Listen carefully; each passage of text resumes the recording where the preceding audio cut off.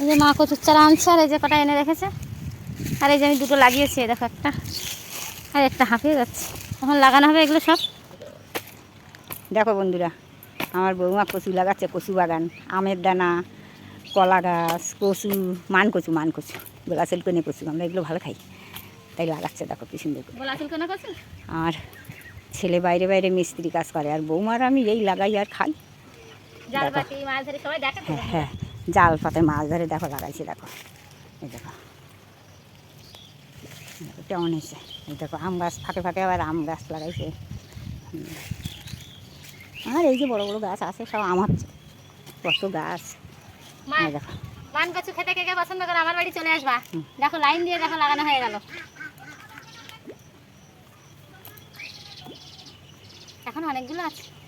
সবগুলো লাগাও, না লাগানো পর্যন্ত আর স্নান করা হবে না।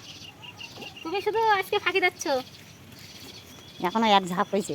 দাদা কাছে তুমি আজকে ফাঁকি দিচ্ছ, তুমি আজকে ফাঁকি দিয়ে যাচ্ছ। আজকে আমি ফাঁকি কোথায় দিচ্ছি, বয়ে দিচ্ছি, গোছায় দিচ্ছি, পরিষ্কার করে দিচ্ছি। বন্ধুরা দেখিস বৌমাদের কাছে মোটে নাম পাওয়া যায় না, তোমরা একটু বলে দাও তো।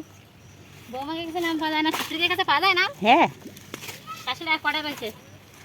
4-5টা আছে। শাশুড়ি বলছে বৌমাকে কাছে নাম পাওয়া যায় না, তো বৌমাকে কাছে শাশুড়ির নাম পাওয়া যায় না, বৌমারা শাশুড়ির নাম করে? হ্যাঁ হ্যাঁ, সম্ভব? সবার নাম সবাই করে। হ্যাঁ, আমরা দুজনের নাম করি, এই তো। ঠিক আছে চলো লাগিয়ে নি কচিগুলো, এখন অনেকটা বাকি আছে, তারপরে আবার দেখা হচ্ছে।